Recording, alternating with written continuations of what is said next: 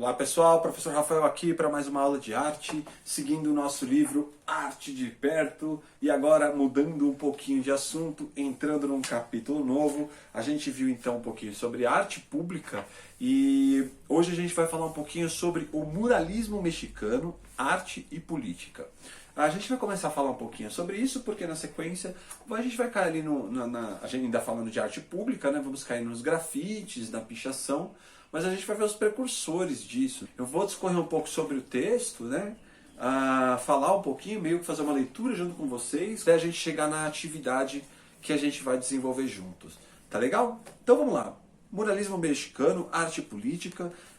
O muralismo possui grande expressividade na América Latina, principalmente no México, e pode ser compreendido nas relações estabelecidas entre arte e política, estando associado às modificações políticas ocorridas na Revolução Mexicana em 1910. A revolução se deu a partir das reivindicações de acesso à terra e melhores condições de trabalho por parte dos camponeses e descendentes indígenas. Entre os ideais revolucionários estava a utilização da arte como forma de disseminação do ideário político da revolução. A arte sempre foi utilizada para passar ideias. Hoje, quando a gente vê a cidade cheia de grafites, será que são só enfeites ou será que tem ali alguma reivindicação? Será que tem ali algum protesto, alguma ideia, alguma coisa sobre o momento que a gente está passando?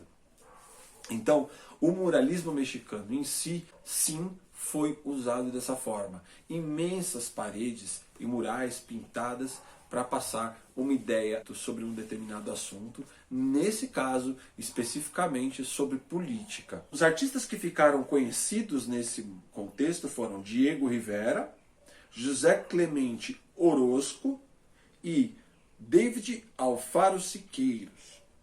A chamada pintura mural tinha o objetivo de democratizar as produções das obras, utilizando o espaço público como definidor das ações artísticas, que nesse sentido justifica a adoção do nome muralismo.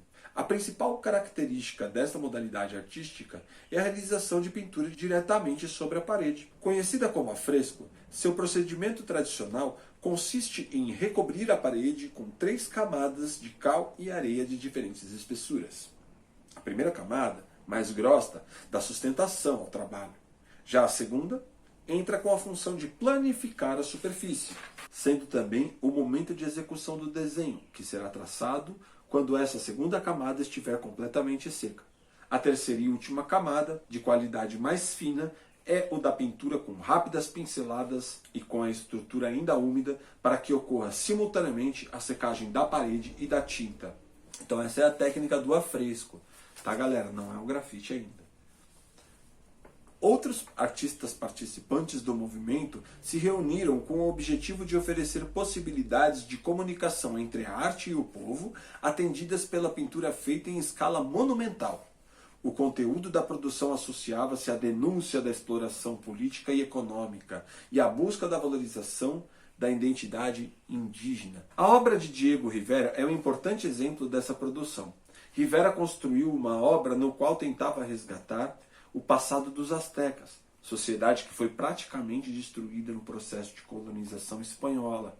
Para isso, o artista elaborou um quadro que representa a civilização no período anterior à invasão dos colonizadores. É possível perceber a construção de uma sociedade ideal, desejável, rica e com inúmeras pessoas trabalhando em harmonia. Ao fundo, vê-se uma civilização próspera e inúmeras construções imponentes.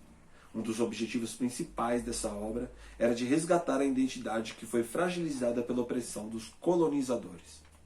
Já a característica de denúncia da violência contra a população camponesa pode ser vista em inúmeras obras de Davi Alfaro Siqueiros.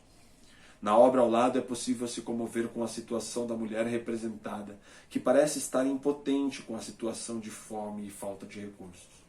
As crianças, que aparentemente são seus filhos, parecem tentar consolá-la.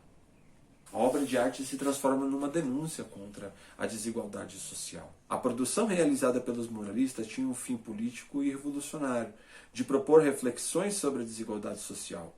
O muro se transforma, então, em um instrumento fundamental de comunicação política.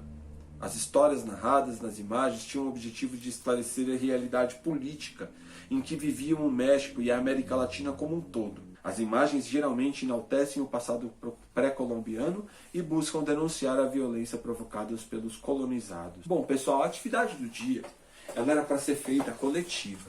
Como que a gente faria na escola? A gente ia pintar um muro. Claro, não um muro de verdade, a gente ia cobrir ele com cartolina e ia fazer o nosso mural por cima. E aí cada cartolina para um grupo e cada grupo ia fazer um pedaço desse mural, igual o exemplo que a gente viu aqui do muralismo mexicano, que ainda não seria um grafite, mas sim seguindo essas características que a gente viu aqui no texto. Como isso não é possível, a atividade de hoje vai ser fazer uma pesquisa e mais para frente, sim, a gente vai fazer uma espécie de grafite também na cartolina, já que a gente não vai poder estar junto para fazer isso lá na escola, tá bom?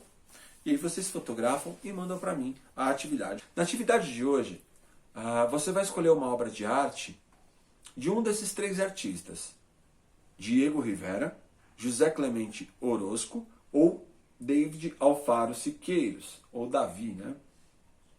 Davi Alfaro Siqueiros. Você vai escolher uma obra só de um desses artistas relacionado ao muralismo e vai responder as três questões da página 207. O que o artista retratou? 2. Como as temáticas escolhidas pelo artista foram retratadas? E 3. Qual é a técnica utilizada pelo artista?